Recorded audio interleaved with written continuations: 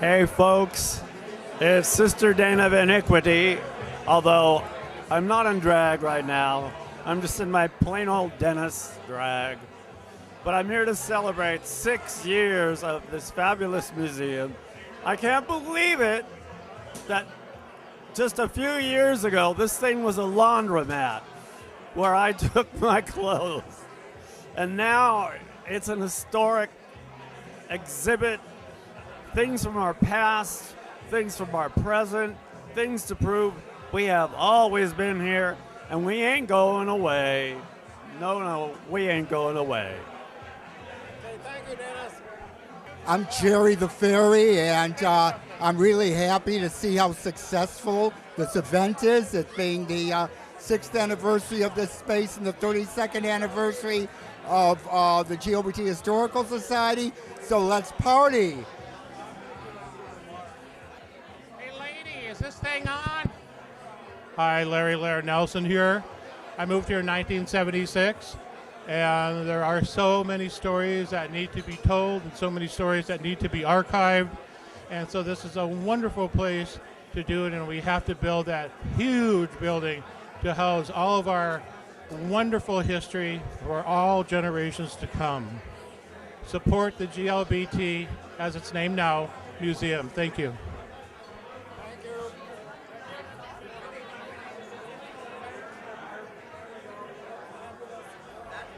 Ready? Do I just talk? I am VivvyAnne ForeverMORE, and I am one of the hostesses of the event tonight, and we decided to dress in homage to the Cockettes, and we are having a great time.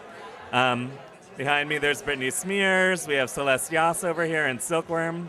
It's a gay old time. Okay, thank you.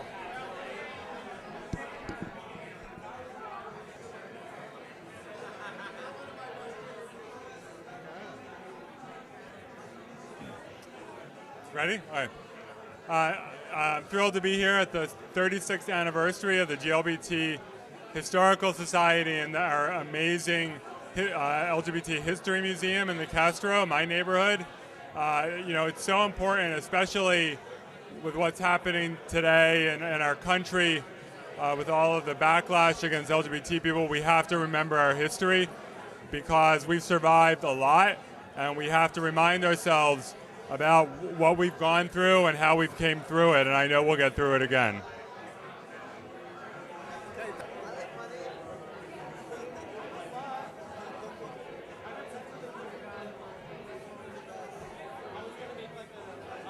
Would you like to say a few words? About what? Hi, I'm Sharon Ullman. I was one of the founders of the Historical Society. I think it's really important that it's wonderful that it's gotten this big and that's established.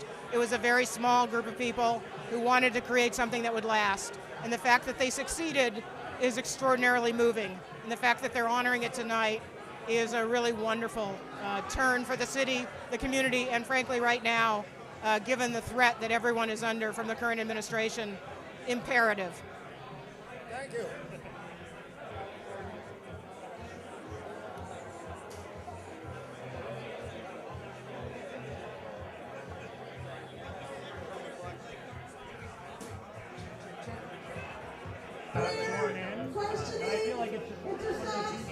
Atheists, everybody give it up for our Executive Director, Terry Neswick. Oh, thank you, Marga. Okay. Hi, everyone. I'm Terry Beswick, and I've had the pleasure of serving as Executive Director of the Historical Society for the last 13 months or so. Yay! So I'm kind of, they're still breaking me in. It's still scary. There's all these historian types and everything. And they're all really cool. I like geeks, right? So I'm excited to have Marga here. Thank you, Marga, for being here. And she's going to tell some jokes, I hope. I wanted to introduce somebody first. Thank you. Thank you. Last year, I couldn't even get anybody's attention when we did this. I wasn't even on the job yet, so they just threw me in the water.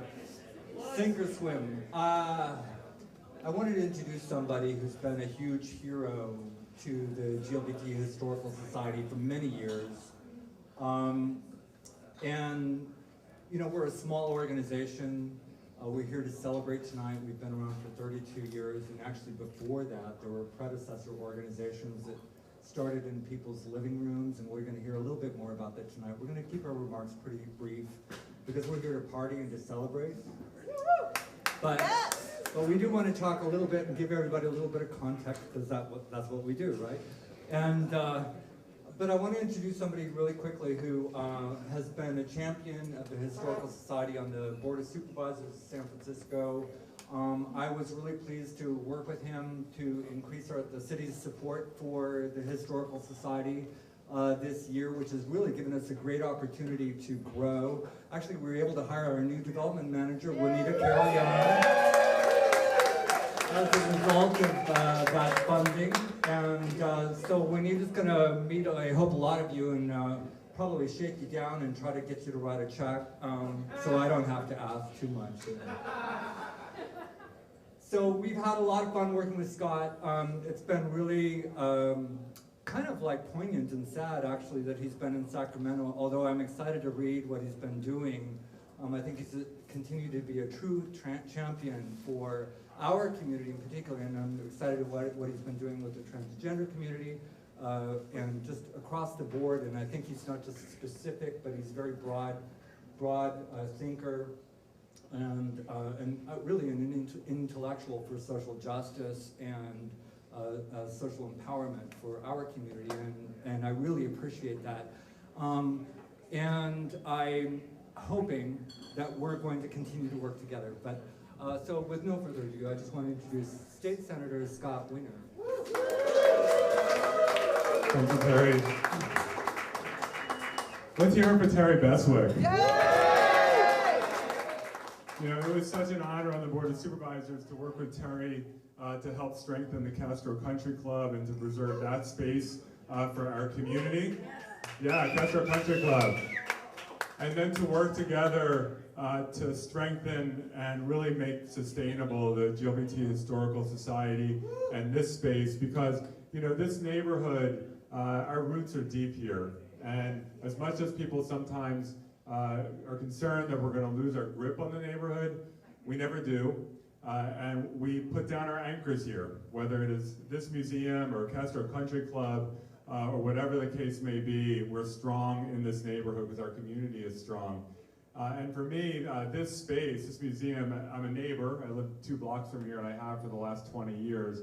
And as a member of the Board of Supervisors, we work to make it stronger. And now as a state senator, and taking office around the same time that he who shall remain unnamed took office, it makes our history and remembering our history that much more important, because the history of the LGBT community is a history of people wanting us to disappear, trying to make us go away and pretend that we're not there and torture us until we, they hope, go away. Well, we've never gone away.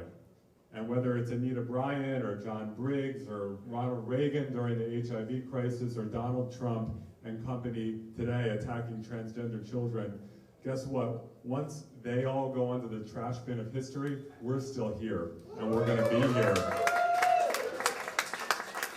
And every time it happens, even during the worst of the HIV epidemic, we have always pulled through and survived. Yes, we have casualties. We have members of our community who don't make it, and we mourn for them, but we survive. And with everything happening around this country today, we have to dig back into our history and relearn how to fight that fight, because we're gonna survive again. So have a wonderful evening, everyone. Congratulations for this wonderful organization. Thank you.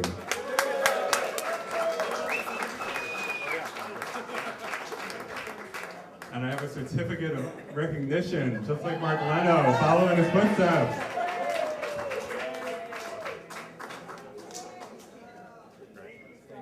Rick would now take a ceremonial photo. Yes, thank you, Scott Wiener, and thank you, Terry Beswick. Give it up, give it up, give it up, everybody. Hello, everybody. My name is Marga Gomez. Please donate to the GLBT History Museum so that they can buy a milk crate for me next year, please. A Harvey milk crate, a Harvey milk crate. Speaking of Mark, give it up for our DJ, Marke B. Marke B was also part of this wonderful, wonderful institution. I'm so happy to be here, but I'm very excited about some news I just heard from Kelly Conway that you can now get Grindr in your microwave. That's right. Happy St. Patrick's Day, everybody. They've been so good to our people, haven't they? I see some people wearing green. I don't have to. I'm envious. I celebrate all the holidays. I obviously am not Irish, but I was raised by a pack of wild Irish nuns. So, but I celebrate all the holidays, and I think it's important. I think holidays, especially in this tough time, we all need to just be festive, you know? So, I mean, Cinco de Mayo, right? Who celebrates that more than white people? White people, blonde, blue-eyed people celebrating, they don't even know what happened that day. They think that's a day Corona was invented. That's right. And we have all the lovely straight people on Gay Pride. They celebrate Gay Pride. I think everybody should celebrate Gay Pride, even if they're not. They should celebrate National Coming Out Day, in fact. Okay? Forget Gay Pride. National Coming Out Day. Straight people need to celebrate that. Okay? They need to just come out to people, say they're gay. Even if they're not, it's a holiday, you see. I have been living in the Castro since, should I say, the late 70s. Okay, the late 70s, that's right. I look good. We look good, old people. We look good. Okay, we're the cutest old people in the land.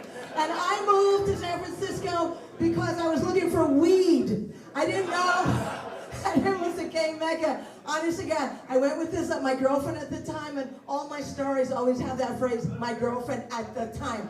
I don't have any girlfriend at this time, ladies.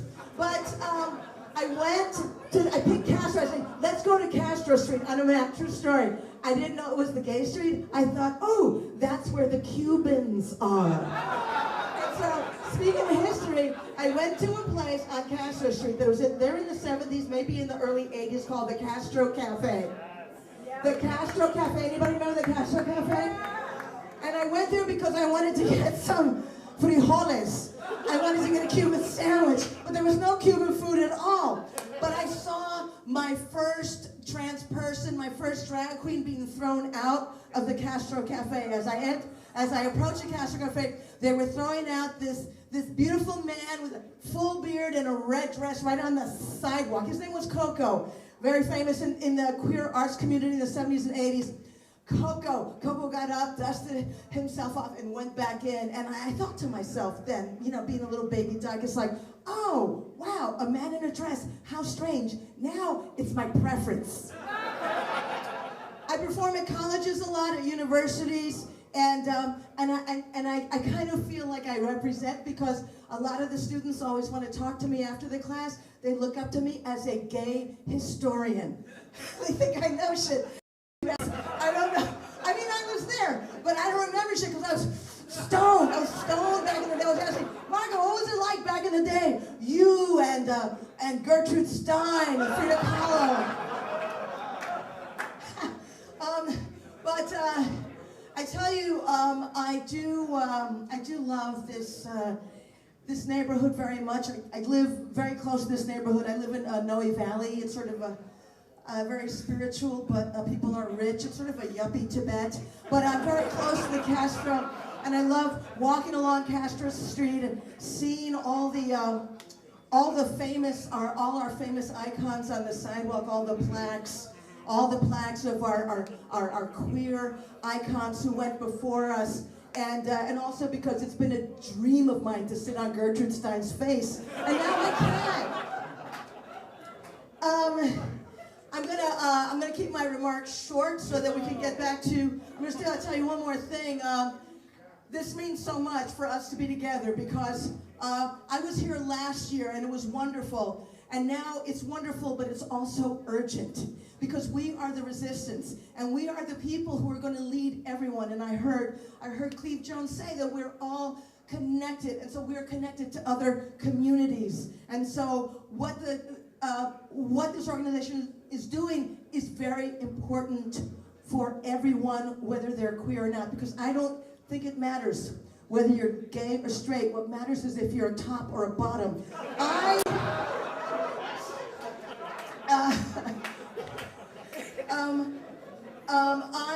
I love our queer newspapers, Bay Times, Bay Area Reporters.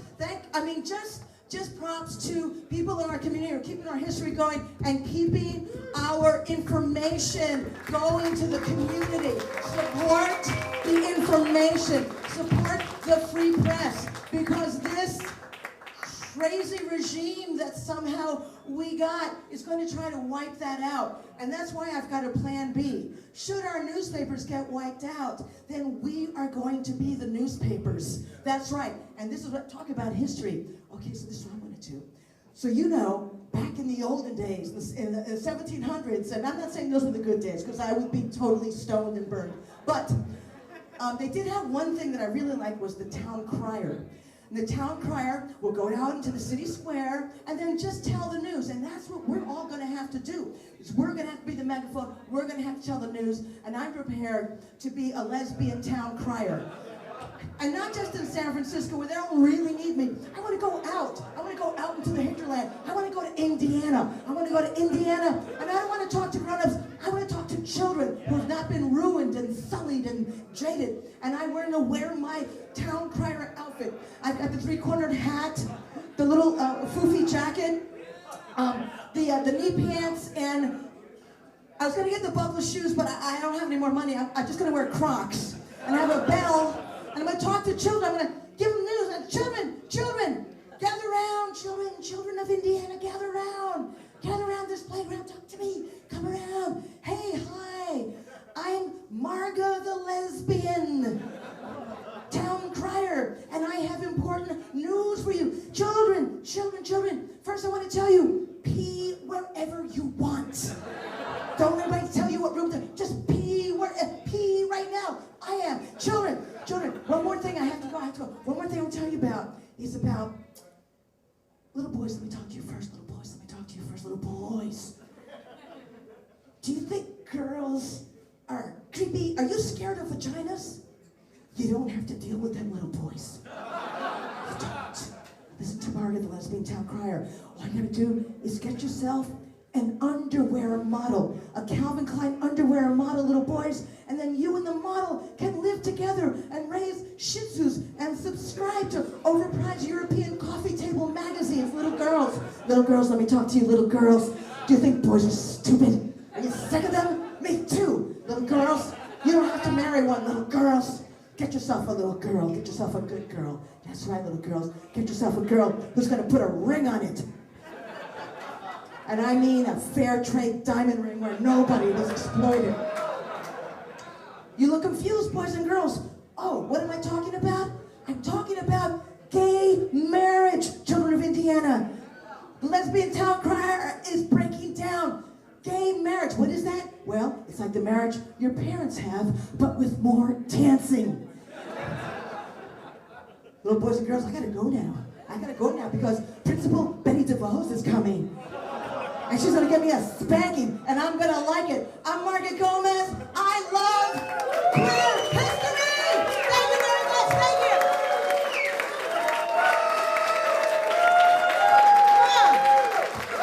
It's my hood. Very good, right? So I got an extra chair. I'm gonna introduce you properly. All right, everybody, I'm gonna give the microphone. He wears elbow patches on his jacket. So he follows lesbian fashion dictates. He is the executive director of this wonderful establishment we are in right now that's displaying the statues from Valencia Rose, where I started. Please, give it up big time. I mean, I want to hear a lot of applause for executive director Terry Beswick. Please give it up for Terry Beswick. You can do better, you can do better, you can do better. Thank you, Marga. She's wonderful. You know, I just want to say, you know, I know we have some wonderful people here. Everybody here is wonderful. The organization.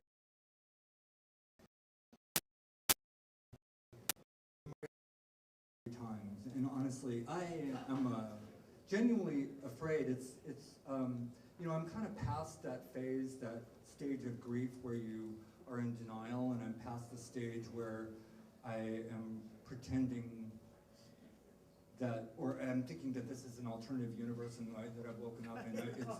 It's sinking in now that, you know, we all knew that elections have consequences, right? And we certainly did our part in San Francisco and in California, but the election on the national level is having consequences that are grounding me in the principles that I'm standing on with this organization, and making me think about why I'm doing what I'm doing and how we have to work together, as Marga said, quoting Cleve in particular, how we have to stick together to get the job done. I feel like I'm an old guy, so I am a war horse, and I remember how hard we had to struggle just to survive, and how the forces against us really often divided us and pitted us against each other, because sometimes it was about who gets to get the drug, really, literally, down to the last person. Who gets to get the drug first? Who gets to get the funding? You know, and us queers are not always nice to each other, I'm sorry to say. You know, sometimes we really pit against each other, and I've seen that continuing now, but you know, I think we have reached a new place of understanding of our history and how important it is that all the different communities that make up the LGBTQ community are integral to each other, and that we have threads that intersect with other communities and other races and other from our own, and other religions and so on. And we're in a unique place because we're drawn from all those communities, and we have families in all those communities, and we're able to reach out to them, and we're able to bring our stories together. So I think we have a wonderful opportunity, but a responsibility as a community to stick together, and the forces against us, I mean, just in the paper today, the NEA, the fight, you know, the cuts to education, the shift from to defense, the health services, the homeless services, it's all going to be under attack. And there's really no plan on how we're going to respond to that locally and on a state level. So all this is going to have a huge impact. So we all got to step up. We all have to step up. I'm excited. I started this job working with my board, and a lot of my board members, including Marke, are here. Brian Turner is here. He's our board co-chair. And we started this, why am I holding these flowers? Oh, okay. We started this plan to build a new museum, because obviously this is too small to hold all of our stories. We have an amazing array of stories. We need more than a milk crate to stand on. We need a performance hall. You know, okay? Multimedia performance hall. We deserve a full-fledged museum. And we are going to get there. I've been chastened by the situation nationally, and chastened by the forces that have lined up against us. And I realize this is going to be a long haul. But I believe that it's necessary. It's necessary for the youth of today, and it's necessary for each other to honor the stories that we all have to tell, the stories who are here, and I'm going to introduce a couple in just a minute. So that we can move forward, to the next level as a human race, really. And I think that we have an honor, as I said, and a responsibility to carry this torch, to carry it forward. And so I'm privileged to be part of this organization. I'm so honored to have all of you in support. I need to ask the question, how many of you are members of the GLBT Historical Society? Thank you. Membership starts at $50 a month. You can go online at glbthistory.org or fill out a form at the front desk. Your membership will get you entry to all the wonderful events that we have here. You can bring a guest. You can come into the museum with an out-of-towner anytime that you want. And our donor levels go up from there. If you want to work with us, please come and talk to Brian, talk to Marky. If you're interested in being on our board, if you have money or you know people who have money, we need you. Our budget increased 100% over the last year, and I'm very excited about that. So we're doing a good job. Our memberships have doubled, so we're excited about that. Please join the campaign with us, the Vision 2020 campaign. This event tonight, thank you for being here. We're raising money to do a refresh in the museum. We're going to do a remodel. We're going to put a video wall on the front so we can use that to remind people that we're here and educate them about some of our missions. So thank you very much. I want to honor Elizabeth Cornu. Elizabeth. She didn't know this. I just want to thank her. Elizabeth is my girlfriend. And she recently left the board after several years, but she has been working harder than ever to establish these new exhibits in the main gallery here and the temporary exhibits that we have. And so I just want to acknowledge that.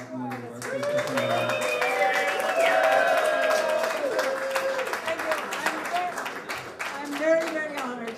I really think you guys should be thanked. You're the ones who make this happen. You're the ones who inspire me. I love working with everybody here. This is a wonderful place, and thank you for all your energy. And thank you, Tim. Two of the exhibits that Elizabeth helped us install just recently are over on this side. If you have a chance, come back when you can spend some time with it. We just finished installing the new leather exhibit over here. We put a little dividing wall because some of the images, or you want to shield your children or whatever. But I'm excited to spice it up a little bit with that. And also we have the pre-World War II exhibit, Faces from the Past. Pre-World War I, excuse me. Greg Pennington, who is one of the founding members of the organization, is here, and with Will Murdoch, he curated the leather exhibit. Greg is one of the first people I sat down with when I started the job, so he could tell me where we came from and what we're doing. And he's a leather daddy, so I love him. And I'm going to let him talk a little bit about the history of the organization and about the new leather exhibit. Greg? Thank you. Thank you to all of you for being here to support us. This past week, I celebrated my 40th anniversary of living in San Francisco, one of the most important holidays that I ever celebrate. I came here at 20 years old in 1977, and in June of 1977 is when Anita Bryant got rid of the gay rights ordinance in Miami. And the San Francisco Chronicle headline was 5,000 angry gays marched through the streets of San Francisco. And I marched in the streets for 5 nights. I became an activist because of that. I was at demonstrations, but most importantly, it made me collect things. I grabbed periodicals and anything I could find. In 1983, a friend of mine connected me to Willie Walker. And Willie Walker is really the man whose dream all of this was. And it's so sad that he can't be here with us today.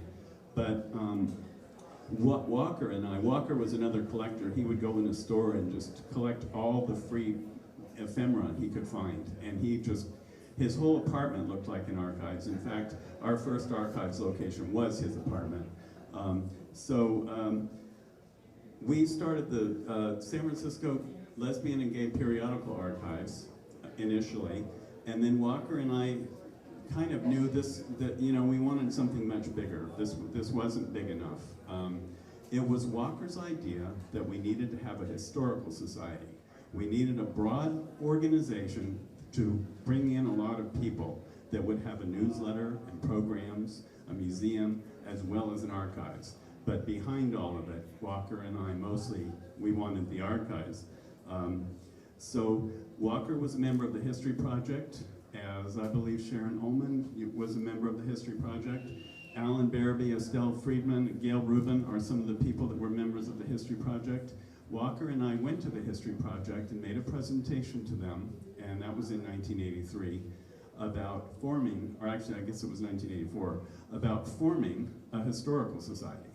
And the History Project gave us their support, and a group of about 5 or 10 of us met for about a year, having all these meetings. And the funny thing, we were making all these plans. You know, we were setting the membership structure and the collections policy and the bylaws and all of this. And then a little later we got to, you know what, we want to reach out to every aspect of the community.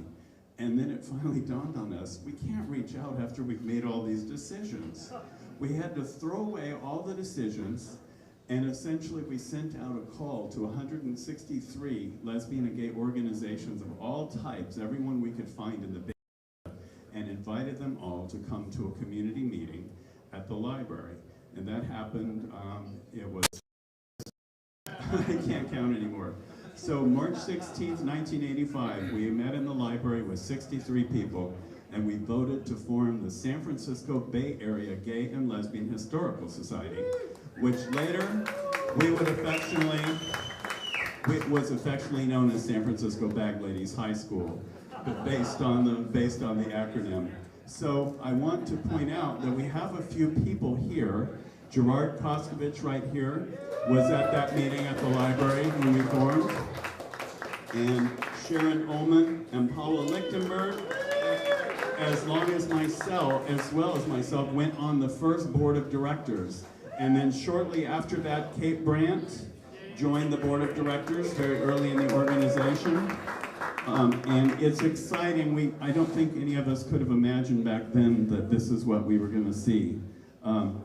Walker fortunately did get to see the archives. We were in the basement of the Redstone building for a while, and then we were at Mission near New Montgomery until we finally moved to our current location on Market in 6th.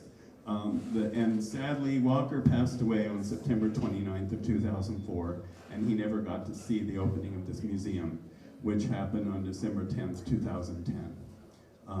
So it is so important that all of you are here supporting our history, and we thank you very much. Now I want to just talk briefly about the leather exhibit. The exhibit in the corner is just a snapshot of a very large and complicated community.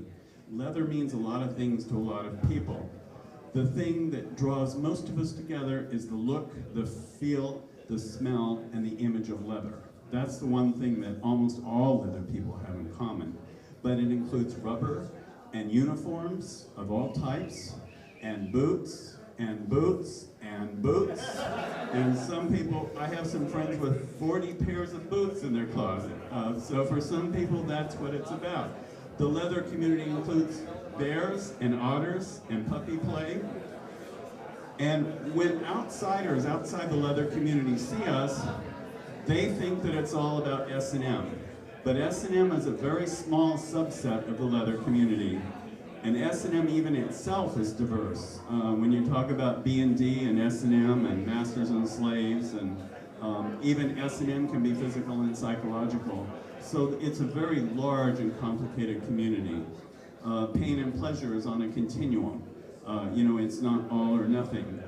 So the earliest leather was the leather that were worn by the motorcycle clubs by the bikers, because leather serves a very important function. When you're riding on a motorcycle, it protects your skin from the weather and the elements, and God forbid, should you have a fall, your skin is not going to scrape across the pavement. So leather really had an important purpose. And initially, the gay bar scene south of Market, I was part of that. When I went out at 22 years old and bought my first leather jacket, and I would walk south of Market, and just hundreds of men in leather were walking around. So initially, the bars I went to were men only. It was a very male sexual energy. But it's important to note that there were, even at that time, there were co-ed play spaces where men and women could play together at the sutra baths and the catacombs. So even then, the gay leather and women later on were allowed into the bike clubs. So this is a very small snapshot back here. And as you'll see all of the important history on the walls here, you'll recognize there's not enough space for any of it. We need a much larger space for the leather community, but we need to tell many more stories, and many stories that all of you have. So now I want to introduce also one who served on the first board of directors and was one of the co-chairs, Paula Lichtenberg, to talk about Faces from the Past.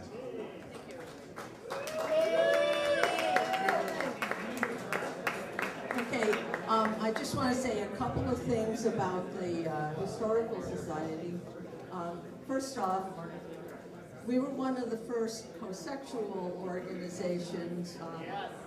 We, in our bylaws, our co-chairs of our committees and the organization were always to be a man and a woman, and to make sure that our collections, we strove to have women included, and in our collections and in our newsletters and in our exhibits. Well, we didn't have too many exhibits at the time, but when we finally got enough material and money to start the museum, we've tried to do that.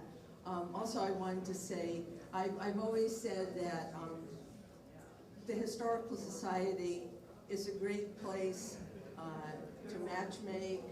Yes, exactly. Exactly. I met my wife on the board. We've been together since 1988. Please join, and if you're single, and you never know. As far as the exhibit goes, Bill Lipsky, who's not here, and I put together this exhibit on GLBT people in California before World War I, except there weren't really GLBT people because the terms didn't really exist, which made it rather difficult at times to determine just who were among us here who were gay. Sometimes we could, there is documentation. The Ohlone Indians and other tribes in California had, it was documented by the Spanish missionaries that there were men who dressed as women. The missionaries didn't like that. The Ohlone were quite fine with that. So we do have her there. We have a lot of photographs of couples. We don't know. Maybe they were, maybe they weren't. Maybe they were romantic friends and passionate friends. And we're just guessing, but it's possible that it was sexual, it's possible that it was romantic, but for those periods, they were people that had connections with each other that were not heteronormative. And we have some great tintypes of from the gold rush when 90% of the population was male, and you got to figure that men being men, there was some same-sex sex going on. A lot of cross-dressing, some of our best documentation is when people were arrested. We have mug shots and arrest records.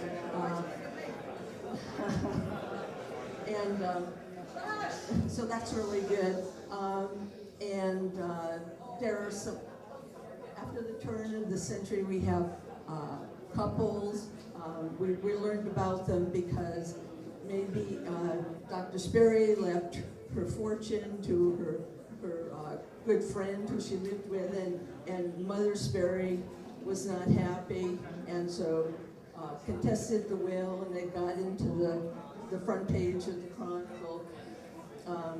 and other women live together, and men as well. And so we're going to have a nice opening in a couple of months, and I hope you'll come back and look. And as Greg said, there's just not room for everything we wanted to say here. So we hope to, you'll come back and we'll talk more about stuff.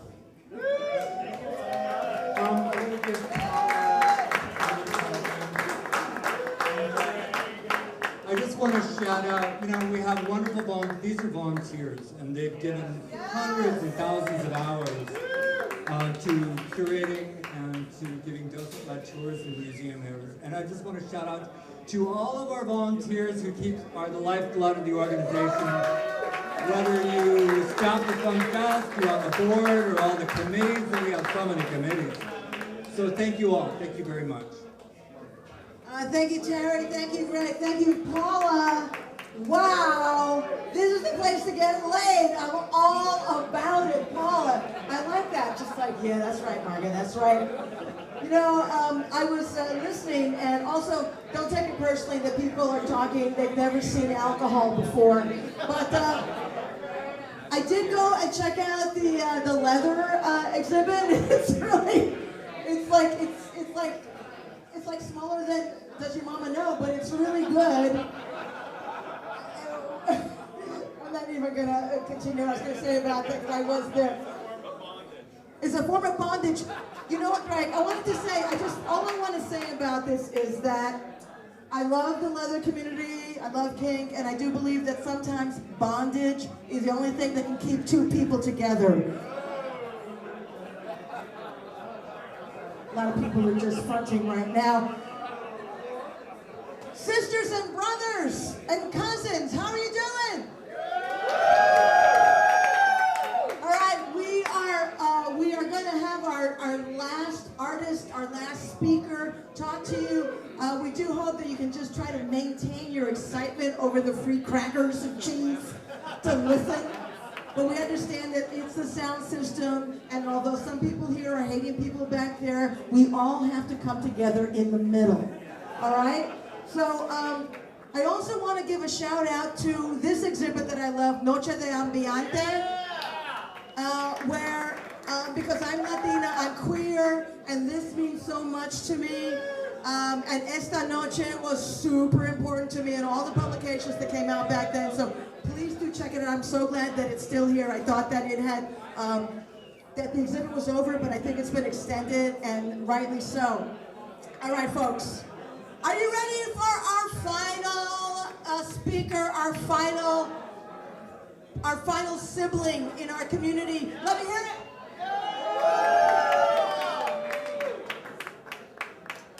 The person we bring out to you is the founder of an incredible performing outfit called Mama's Boys.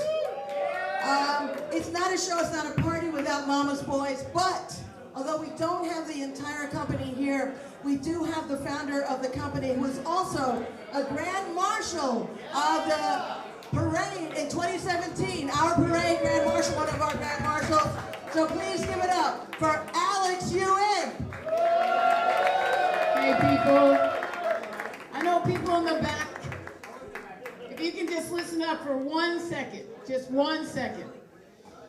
What I wanted to share with everybody is I think you all know that LA Pride has made their parade a resist parade, right?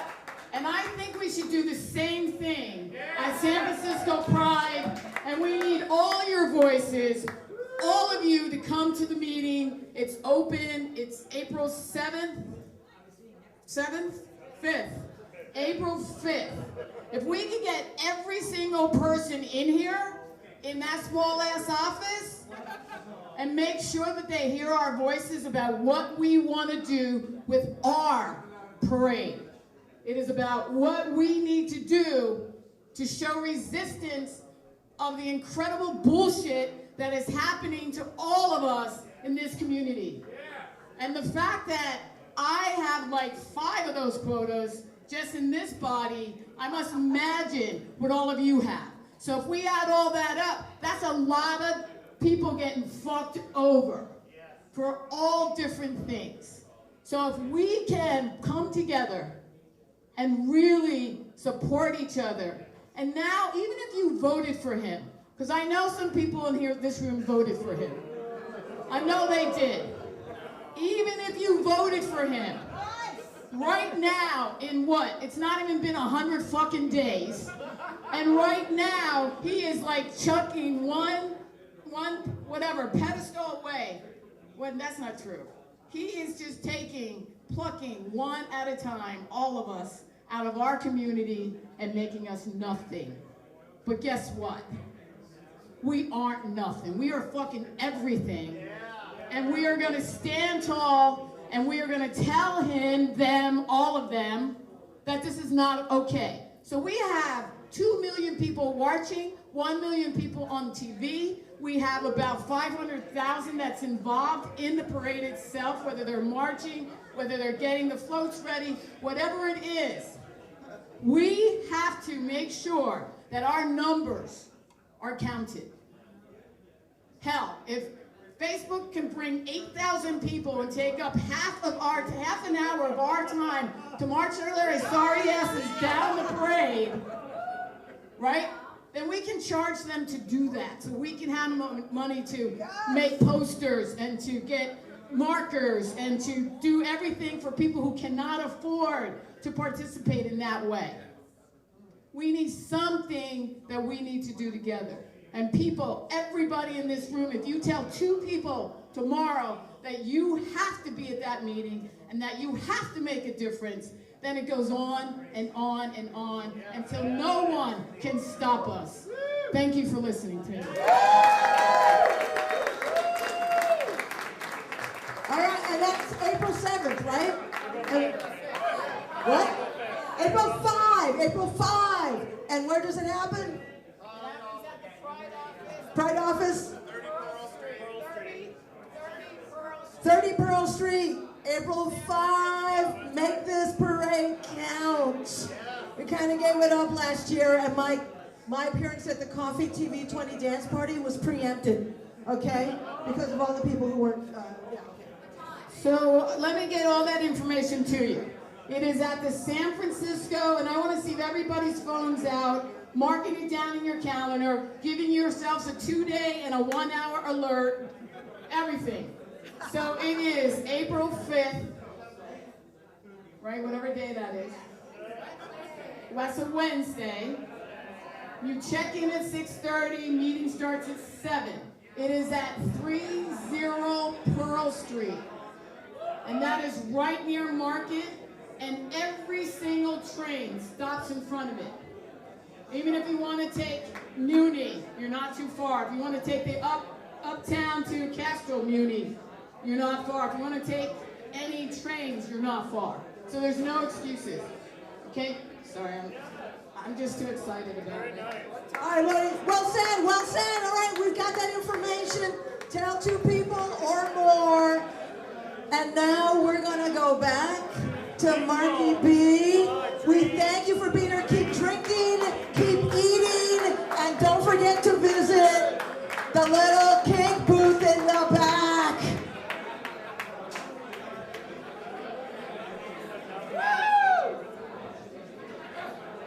Alex, do we need to switch over from microphone?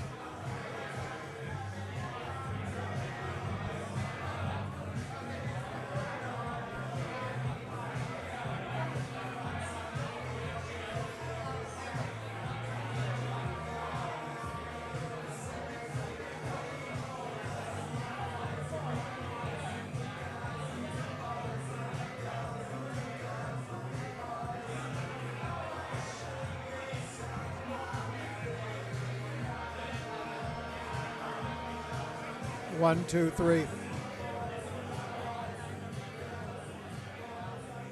1, 2, 1, 2. 1, 2, 3.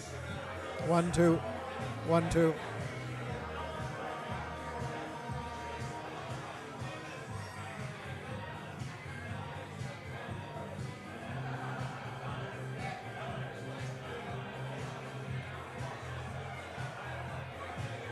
Sounds good? Okay. All right. So, we are here tonight to celebrate the anniversary of the Historical Society's presence here on 18th Street, but also its overall existence in our community. And we're all so fortunate because, of course, any community, any people without a history is that much less of a community. And thanks to the hard work, dedication, focus of a lot of committed individuals, we're fortunate to have this extraordinary collection. And I've recently seen the archives. They are vast, and they have contributions from just about every LGBT, local, statewide, nonprofit organization that has been with us since Stonewall, and in many cases, even before that. All of the back issues of the Bay Area Reporter are there. Posters recognizing different community events over the past 4 or 5 decades. It's exciting information. It's precious stuff. And I would encourage everyone to stop by the 18th Street location. See for yourself what is here. Photographs, literature, commemorations. It's very valuable information. And I'm here to say thank you to the GLBT Historical Society. Thank you. Thank you. Hello, my name is Sean Haynes. I'm here at the San Francisco Gay, Lesbian, Transgender, LGBT History Museum. I support this organization because as a native of San Francisco, I know that far too often a lot of our LGBT history gets eradicated, and that knowledge and information, the shared experiences are not passed down to the next generation. I believe that that's something that we need to focus on to ensure that our LGBT youth, anyone that comes to San Francisco, has a good understanding of what's past so that they can be well informed about what's to come. Thank you.